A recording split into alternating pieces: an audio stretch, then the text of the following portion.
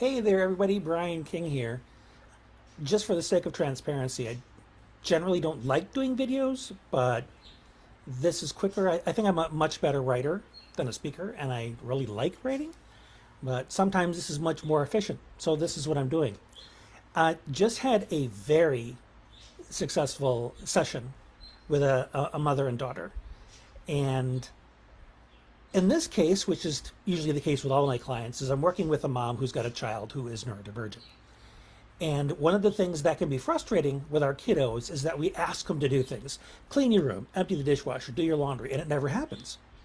And it's easy to attribute this to defiance, lack of motivation, and and so forth. In the case of somebody with ADHD, with the all or nothing thinking, you tend to think of only two benchmarks for accomplishing anything. There's where I'm at, and there's what I want to accomplish. And what's missing between the all or nothing is the process for connecting the 2 points. There's what I want over here, but I really have no sense of how to get it. I just know that I want it. So with that, a lot of our kiddos who are very black and white in their thinking, they know what the destination is, but the way of getting there is kind of chaotic, if anything at all. You'll see an example of this in go and put on such and such a shirt. Okay, so they'll go through their drawer and they'll start pulling things out and making a big mess until they find what you asked them to get. And then you'll ask them, why the heck did you make such a mess? Well, I'm just doing what you told me to. Okay, you told them what the outcome was. They understood the outcome. They really didn't have a process because of the all or nothing thinking and difficulty with sequencing, doing things in order. Doing things in the correct order can be very elusive to somebody with executive function challenges when it comes to sequencing. Also, prioritization can be an issue. What do I do first? What makes sense to do first? What makes sense to do second? In my case with my ADHD, when I'm getting my breakfast ready in the morning, doesn't matter if I have the same thing every day of the week for a year. I'm going to get one thing, close the cabinet, then think, oh, I forgot this thing, and I'll go back and get that. So the order in which I do things, I know the items I need to get, but I typically don't remember a specific order in which to do them. So let's fast forward a little bit. This daughter was, when mom and I were talking via video, and the daughter was insisting there was nothing to eat. And it would be very easy to say, well, the kid's just picky. The kid doesn't appreciate all the food we have here. There's more than that. For a child that has prioritization issues, you can have a fridge or a cabinet full of food, but if this child doesn't know how to narrow things down and make a decision, they might say, there's nothing to eat. I don't know what to have. You decide. Come on, mom, or come on, dad, help me decide. Or you make it for me. What they're doing is not only asking you to take care of them, which is understandable, but they're also asking you to make the decision. I don't know how to narrow things down. I don't know how to prioritize. You choose. So there needs to be some criteria to help this child choose. What we ended up doing was mom handed the earpiece over to the daughter, and I started coaching the daughter. And I could see the daughter through the kitchen, using the webcam. And I'd say, open the cabinets and tell me the first thing you see. And some of the items were like, well, there's raspberry jam, or there's soup, or something like that. Great. Choose that. So now we made the decision. It was something that the child would eat. Now we have a decision. The child elected to go with a PB&J. Okay, you saw the jam. We start with the jam. What else do you need? Then the child started reaching around and grabbing bread here and grabbing this there. And I was prompting her to help her assemble a plan for making what it is she wanted. So first we had criteria for deciding what to eat.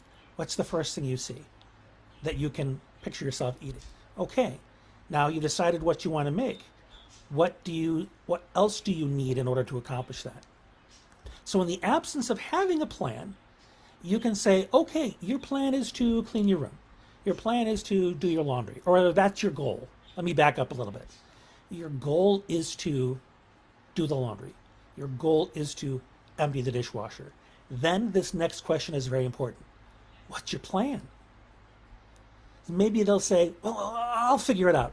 No, they won't. That's just a way of deflecting the question because they don't have an answer.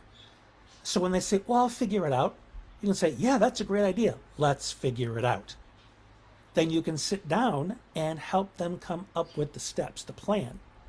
Because I'll tell you this right now, folks with ADHD, especially to the extreme that I have it, and this young child, do not have the executive functions to create plans themselves from scratch.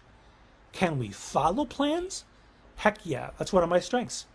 Give me a plan that makes sense to me and I will follow it to the letter and I will deliver for you. But if you ask me to create the plan, my brain simply doesn't do that. So for kids like this one or adults like me, we often need assistance creating the plan. Once we have it, we can kill it. And when it comes to employers or teachers or parents, when we ask, can you write that down for me? Can you write down the steps? Can you give me a minute to write it down?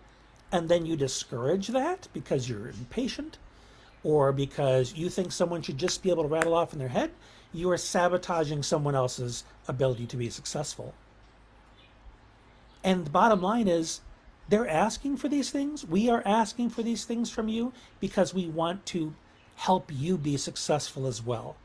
So when you deny us a list, you deny us written instructions, you deny us the patience to help us walk through something step by step, you're not only leaving us feeling helpless and unsuccessful, you are denying your right to have your own needs met as well. So when we work together on this, it is far easier to learn how to accommodate one another so that we both win. And I can tell you, once I have a list or once I have a plan, you typically only need to give it to me once. Yes, I'll come back for some clarification and occasional tweaking, but we don't have to reinvent the wheel every single time. There are some kids that will wake up every morning and never know what to eat because they don't have the plan. They don't have the criteria. All they know is, I'm hungry. And the hungrier they are, the more anxious they are, the crappier their executive functions. So it'll be even that much more difficult for them to make a decision. So helping them come up with these strategies to help get the butterflies and the scatter flying in formation so that they can be more effective and do more things with their own agency as opposed to coming to you all the time.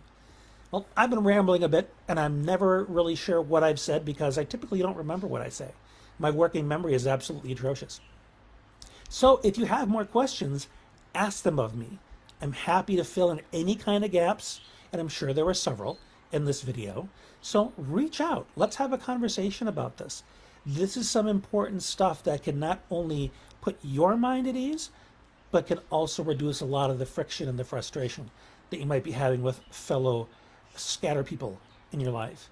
So thanks for watching. I hope this has been helpful, and share it with anybody else that you think could benefit from this message. And until next time, thanks for being you.